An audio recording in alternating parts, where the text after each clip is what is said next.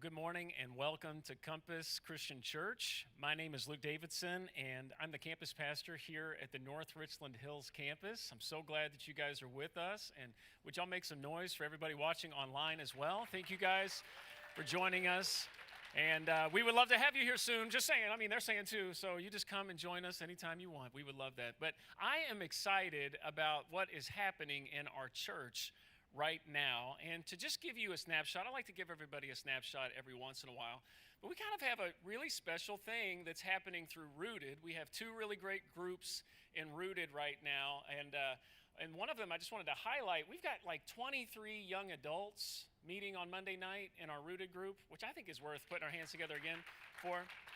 It's fantastic.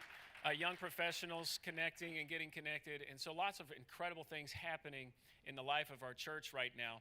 And I wanted to make sure you're aware that we have a really great vision for the future as well and where we are going. In fact, when we launched this campus, many of you were with us. If you weren't with us, we've always had the intention of getting into a building, and that's been our vision. That's where we wanted to go. Of course, current circumstances across the world have caused us to have to rearrange that a little bit and to create updates to our plan in order to get our next steps in place to achieve that vision. And so I have talked a lot with our lead pastor, talked a lot with our executive pastors and our elders.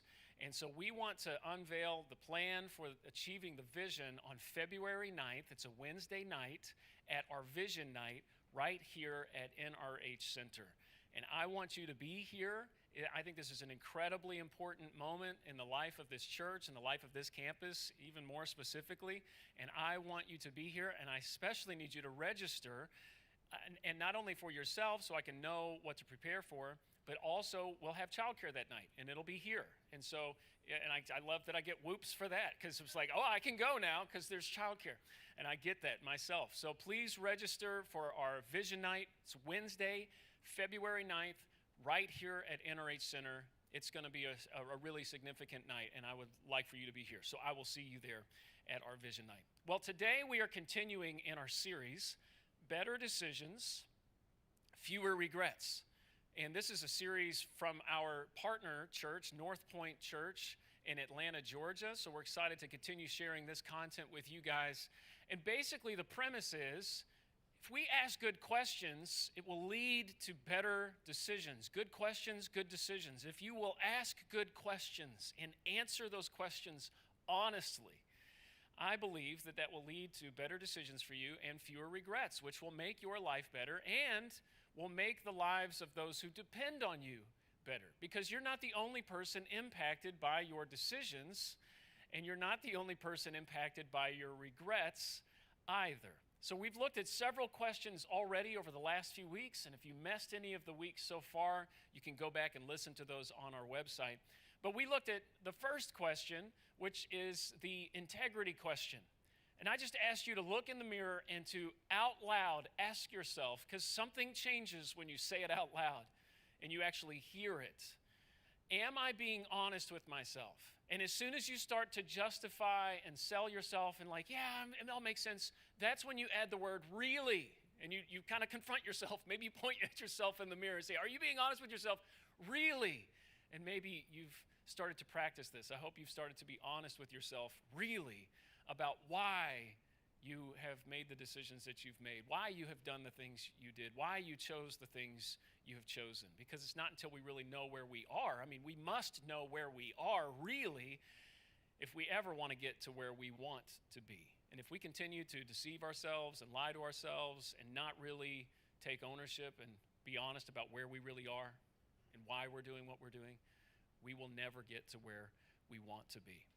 Question number 2 is the legacy question. And it's simply the question, what story do I want to tell? When the situation that you're in right now, and the options before you, become the story that you have to tell later on. And you have to tell the story about the option that you chose. And maybe it's really an appealing option right now, but when this becomes the story that you have to tell, maybe that option will be a little embarrassing. And you'll be like, yeah, I kind of wish I didn't have to tell that story. Or maybe I'll just not tell that story. I'm a little embarrassed of it, or certain things like that. when this situation you're in becomes the story, what story do you want to tell? And if you think of your current options in that light, it will help you make better decisions. Because in the moment with the options before you, you will choose the option that gives you a better story, a story that you'll be proud to tell. Question number 3 is what we're going to look at today. And I love this question. It's the conscience question.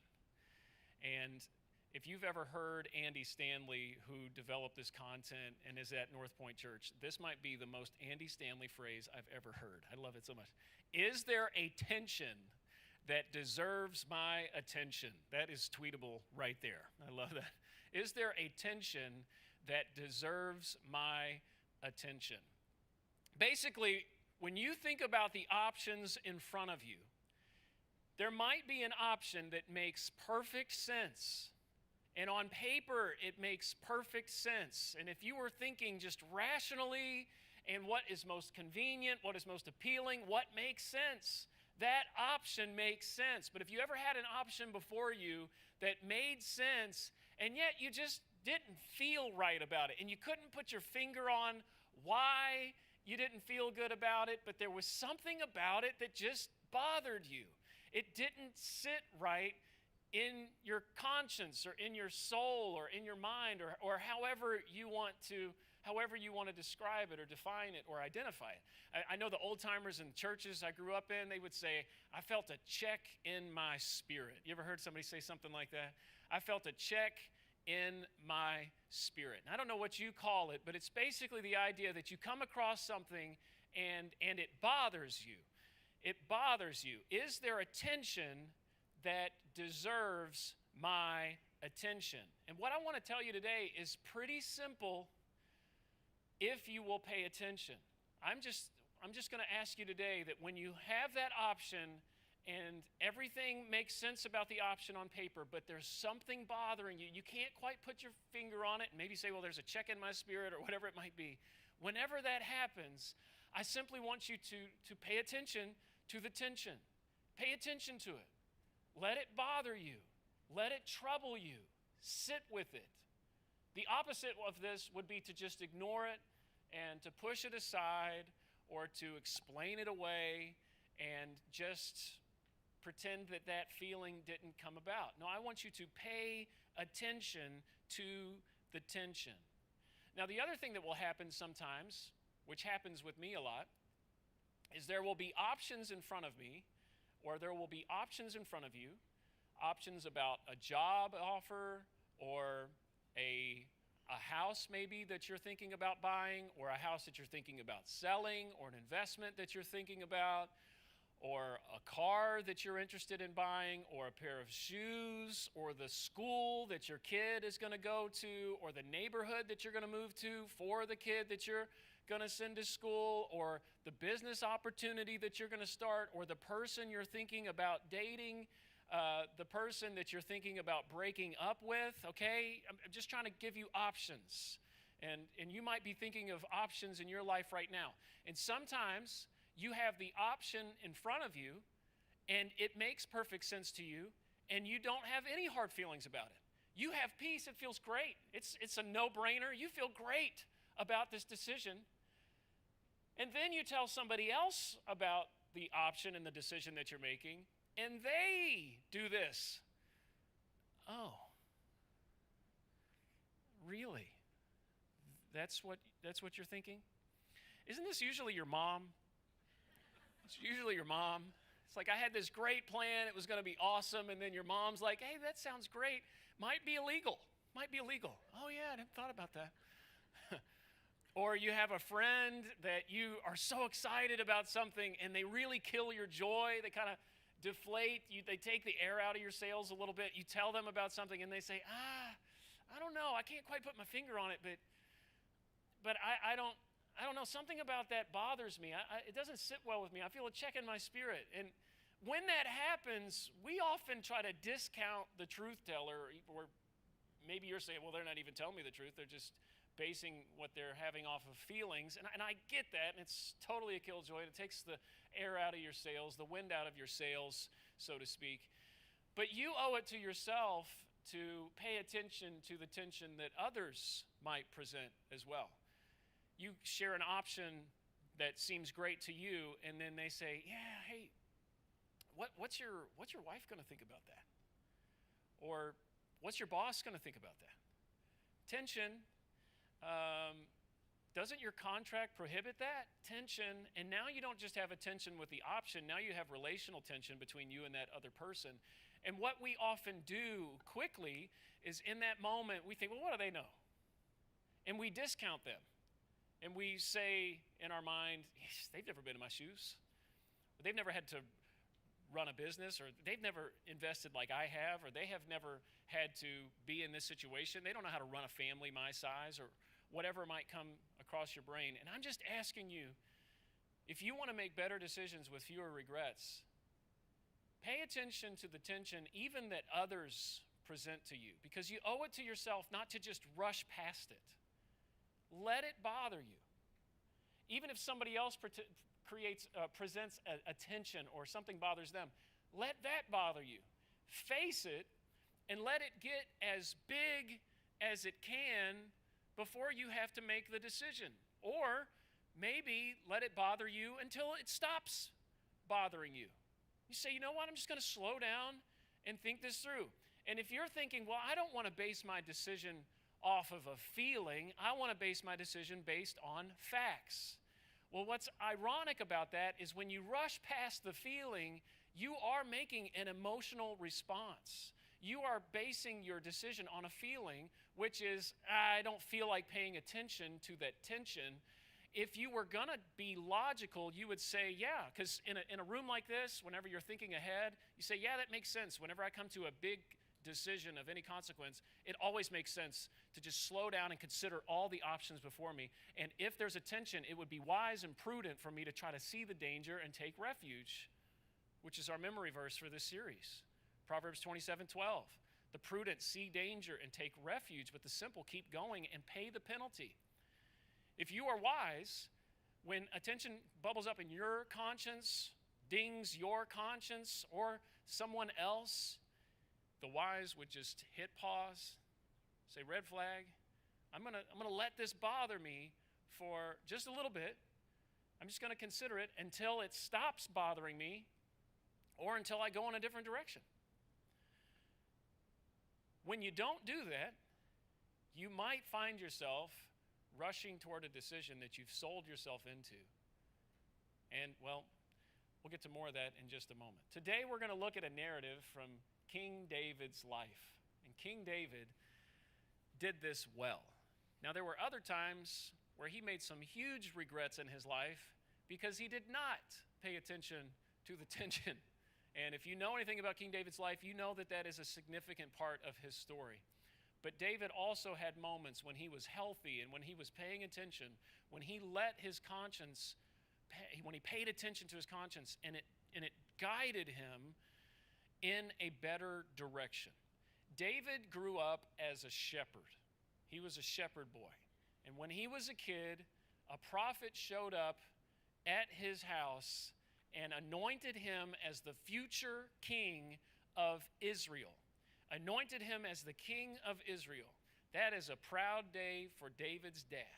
I mean, little David is going to be king, but not yet, because there was already a king named King Saul. And if you know anything about New Testament Saul, this is a different person. This is Old Testament King Saul. King Saul was not a very good king, and so God decided that he was going to replace Saul with David, but not yet. That's kind of a critical part of the story. And I just point that out because sometimes there are things that you feel God calling you to, and that you feel like you should make every step or take every measure to go ahead and achieve it, but there might be a hesitation that you feel whenever the opportunity arises, and you say, but I know God has called me to this. I know that the pathway is there, and yet you still feel this check in your spirit. You feel a tension, or maybe you don't, but your mom does, or your wife does, or your husband, or your friend, and they say, hey, I think you need to slow down. I don't think this is the right timing. I don't think this is the right way. That's the kind of story we're going to look at today. It's not a matter of if God has called you to something, but the way, the option, the pathway that you take might be different, and you need to pay attention to the tension in your life whenever those options present themselves that might take you in a little different direction than you would have taken on your own if you weren't paying attention, if you were just responding impulsively to the options before you. So, everybody knows, and if you don't, I'm sorry, but the story of David and Goliath, even if you don't know the story, I'm sure you've heard of David and Goliath, where David killed the giant, and overnight, David becomes a household name throughout Israel and even in other parts of the world. David, the giant slayer, and his popularity soars. His popularity exceeds King Saul. And word has started to spread, hey, this is the kid. Do you remember the story? I heard that the prophet went to his house and anointed him king. He's going to be the coming king. And some people were like, well, he'd be a better king anyway. I don't really like Saul. When can we get David to be king? And this popularity exceeded King Saul, the popularity of David. And the people really begin to throw their hearts towards following David. Well, this makes Saul incredibly jealous, like viciously jealous.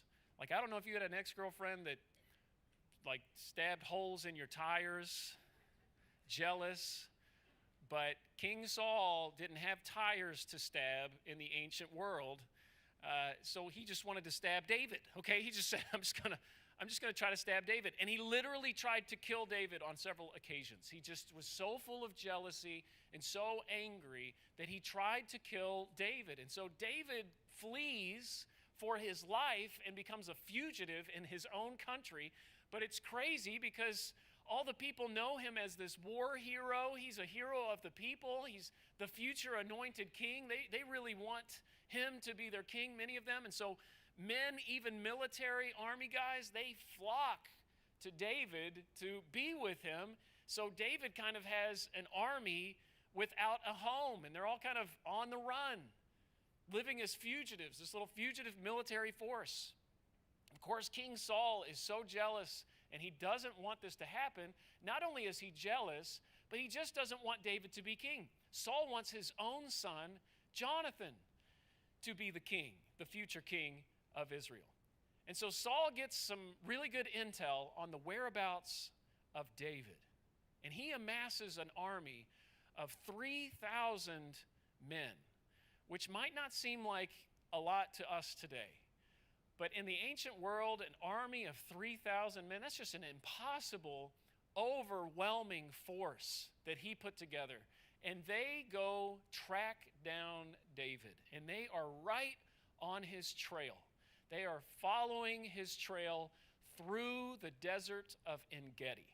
But as happens on any long road trip, they had to make a pit stop. And if you know the story, there are no rest areas in the desert of En-Gedi. But there are some caves that will suffice. And so King Saul dismounts his mule, and all of his soldiers are watching. They're keeping an eye on the hills around them. And King Saul makes his way to one of the caves in the windy hillsides there, into the cave to do business. Okay? And this is where the story, I know it's a little strange, it's sort of a strange story, but this is where the story takes a providential twist. Because David and some of his men were hiding in that very cave. See, David and his men had gotten some intel too, that Saul was coming to track them down, and so they dispersed and hid in the caves. And they just said, hey, let's wait until Saul and his men go through. We will regroup and head in the opposite direction. And as they're watching from the dark entrances of those caves in the brilliantly bright Middle Eastern sun, they see Saul dismount and walk toward the cave. They withdraw deeper into the cave, and to their absolute amazement and astonishment, they see King Saul's silhouette, and he enters into the cave and squats down with his back to them, unguarded and completely vulnerable. And the reason, if you're military-minded at all, you are realizing here is David's enemy. Here is the one person standing between him and his anointed calling. He's right there, standing or squatting right in front of him, completely vulnerable, completely unguarded. Just sneak up behind him, slit his throat. The king is dead. Now you're the king. This over. This is an opportunity. And if David wasn't thinking this, we know that his men were thinking this. In 1 Samuel chapter 24, they say to him, David, this is the day the Lord spoke of when he said to you, I will give your enemy into your hands for you to deal with as you wish. Kill him. And it's over. I mean, think about this. No war, minimal bloodshed. You take him out. It's what everybody wants. You're the hero. Get this guy out of here. And you are the king. But David felt a little tension about this obvious option in front of him. But like all of us, it seems that he pushed that tension aside and said, I clearly see the option in front of me. And so he began to creep forward behind King Saul, who was doing business in his little pit stop here in the cave. And he sneaks forward, but as he sneaks forward, the tension inside grows, and he gains more clarity, and he starts to think about this moment. I mean, the assumption is, if I kill the king, I will become the king. But as he is approaching King Saul and sneaking up behind him, he gains clarity. And he realizes what he is about to do is murder the king. And this is not combat. This is not a just war. This is not honorable combat. This is murder. And he's about to kill the king. And that's not really the legacy that he wants to have. And so here is where we all have something in common with David. And you might not have an opportunity to murder someone. The reality is you do. You just choose wisely not to do it every single day. There's probably times where you're like, I'm going to murder my boss today. No, I won't do it. I'm feeling a tension. Luke pointed out, I'm not going to murder my boss. You have those opportunities before you, and thankfully you don't act on them. But here's the thing that we have in common with David in this moment. The assumption that you know the result and the outcome of your option, which is why you choose it. When you're presented with a bunch of options in front of you, the reason you choose one and not the other is you say, this is the one that's going to take me forward where I want to be. And you make assumptions about that option that you cannot guarantee the outcomes of. You're hoping it will increase the likelihood of that outcome, but it's not going to guarantee the outcome. And so David's men and even David are thinking, if we kill the king, you become the king, right? Let's throw that up on the slide. If you kill the king, you become the king. But David in this moment is starting to feel the tension, and it starts to bother him, and he starts to realize just because I kill the king doesn't necessarily mean I become the king. In fact, I think we could all think of assassins throughout history who killed the king or killed the emperor or killed the leader or killed the president. They didn't become necessarily the king after they killed the king. They didn't become the president after they killed the president. They didn't become the emperor after they killed the emperor. That doesn't always happen. You can't guarantee the outcome. You can't always predict the future. And I guess that's what I want to get to, is just saying we often believe we can predict the future. And that's why whenever this tension rises up inside of your heart or your soul or your spirit, that check, you often push that feeling aside, or you discount the person who has tried to stop you or slow you down. You say, no, I don't care about that feeling. I'm going to push it aside. We do that because we believe we can predict the future, but you can't. You cannot control all of the outcomes. And the reason I know that is simply, have you ever been disappointed? You ever been disappointed? I sure have. And the reason we get disappointed is because we thought things were going to go one way, and we thought we had an outcome that was preferred and that we chose the option that would get us there, and yet it didn't turn out the way we hoped. It didn't turn out the way we planned. It didn't turn out the way we predicted. And so we end up being very disappointed because we thought we could predict the future, and we couldn't. You can't predict the future. You can't guarantee the outcomes of the options in front of you, which is why it's so important when you feel attention, pay attention to it. It might be God's way of helping you, of keeping you from making a decision that you might later regret because you don't know everything. And because the options aren't always as obvious as they might seem. And so as David sneaks up behind King Saul and is thinking about this incredibly obvious option, if I kill King Saul, I become king, all my men can go home, we don't have to live as fugitives in the desert anymore, it's over. And this thing that I've been waiting my whole life to achieve, it's here. But in that moment, he feels in his conscience, it actually says, the author says he was conscience-stricken. He was conscience-stricken. That's how we know he was paying attention to the tension. That's how we know he was paying attention to what God might be trying to tell him. And he started to realize, just because I killed a king doesn't mean I become king.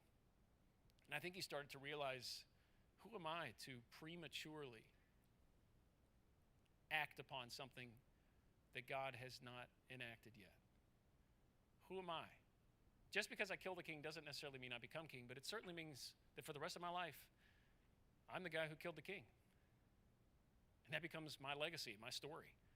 And even the way that I killed the king becomes my legacy and my story. And that's the story I'm going to have to tell my kids. And that's the story I'm going to have to tell my grandkids. Hey, Grandpa, tell us again how you killed the king. You slit his throat. You snuck up behind him while he was going potty. You're so brave. David realized that's not the honorable story that he wanted. That's not the courageous man that he was and had become. And so in that moment, David did something that very few people have the self-control to do. He changed course midstream. And instead of slitting King Saul's throat, he cut off a piece of his robe that King Saul had thrown to the side right after he entered into the cave. King Saul entered in, threw his robe to the side, and then took care of business. And as David approached and paid attention to the tension and paused just ever so momentarily and saw the robe and saw a new opportunity that he had never considered before, one that he wouldn't have thought about if he hadn't paid attention to the tension and if he hadn't felt what was going on in his conscience and just said, okay, wait a second, and let it bother him. He never would have thought about the robe. And he leaned down and he cut off the corner of his robe, and then he snuck back. Saul had no idea that this had happened, and he snuck back to his men, and his men were furious. Like, what are you doing? And they probably called him lots of names that you call people in the locker room, and I'm not going to say them. But they were like, David, what are you thinking? This was the opportunity right in front of you. You've got to explain this to us. And David replies to his men in 1 Samuel 24, verse 6, the Lord forbid that I should do such a thing to my master. He calls King Saul his master, the Lord's anointed, to which his men were probably like, well, if you're not going to do it, let us do it. We'll go kill him. But with these words, he goes on, verse 7, David sharply rebuked his men and did not allow them to attack Saul. And Saul left the cave and went on his merry way, a few ounces lighter. And he gets back on his mule, and he and his 3,000 men continue pursuit. But before they even get a few steps in, they hear a voice. Saul, Saul. And they look up, and there stands David in the very entrance of the cave that King Saul just exited. It's the giant slayer himself. David, the one that they are hunting, is standing at the mouth of the cave. And he bows down to the ground, and then he stands back up, and he holds up a piece of cloth that is a very distinct color, especially in the ancient world. It's a very expensive color. It's the same color as the king's royal robe. And Saul looks down, yanks up his cape, and sure enough, the corner has been cut off and it is missing. And it's in this moment that King Saul realizes that David could have taken his life, and he didn't. And that's when all of Saul's men and everyone present and whoever else was watching from the other caves and hiding, it's when they realized that David was the better man. And that David did not take King Saul's life when everyone knew King Saul would have taken his. And then David gives a little speech, and he concludes with these words in verse 12. May the Lord judge between you and me. In other words, I'm not going to play God in your life or my life. I'm not going to pretend that I can control the outcomes of what's coming, but I can make a decision right now based off of what God has presented me with, and it's an honorable moment. May God judge between you and me. And what are you going to do if you're Saul at this point? You're going to continue pursuit of this guy that just didn't kill you when you were right in front of his hand? You're going to cover your eyes and count to 100? Head start, get a head start, and then I'm going to come get you. Even Saul knew better. And so he turned around with all of his men, and they went back to the city. A few months later, Saul's in battle with the Philistine army. There's a random archer stationed behind the Philistine infantry who launches a random arrow that's intended to fall randomly among the Israelite army. But when that random archer releases that random arrow, it found a seam in Saul's armor, wounded him mortally, and he's dying on the battlefield. And instead of dying at the hands of the Philistines, he fell on his own sword, died, as the Philistine army was routing the Israelites. When word got back to the city, they very soon after announced David as king. And David became king without having to murder the king. And maybe, it's not in the text, but maybe David thought, if I had known that was going to happen, that would have made that episode in the cave a lot easier. I mean, there was a lot of tension, and my guys were pushing me, a lot of pressure, a lot of straining. I'm sorry. But that's the thing, is we don't know what the future is going to entail in the moment. You can't predict the future. But I think David was proud that he paid attention to the tension, that he let it bother him, and he became king without having to murder the king. So, the question I want you to walk out of here with and to ask yourself is there a tension that deserves my attention? You might not even be paying attention to it. You might not even be thinking about it. I want you to start practicing it. I want you to listen and see if God is trying to warn you of something that if you choose that decision, you may later come to regret. And it doesn't make any sense. It seems so obvious, so crystal clear, and all of your buddies are encouraging you to go that way. But if you will just pause for a moment and say, I don't know. I feel like God wants me to go in a different direction. It might open a pathway to an option that you had never considered before, you'd never even thought about before, until you paid attention to the tension.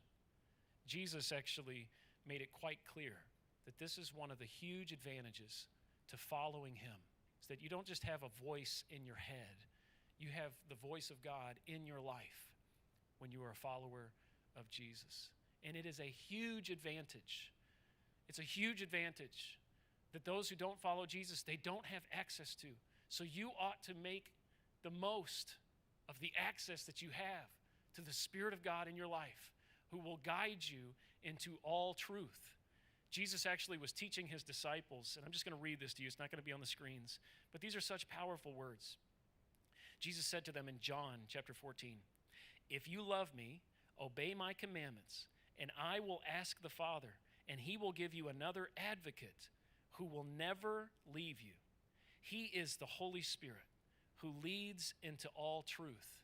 And then he goes on for the next 2 chapters and talks about the Holy Spirit. And if you've never really read this, it's John chapter 14, 15, and 16. They are incredible chapters. But in chapter 16, later on, Jesus says this, "There is so much more I want to tell you." Don't you wish sometimes that Jesus was just walking around with you? Like when you're David in the cave and everything says go one way and Jesus is like, don't go that way.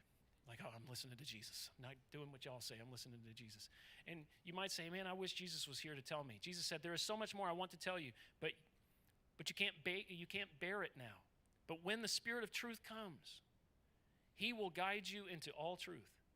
He will not speak on his own, but he will tell you what he has heard, and he will tell you about the future.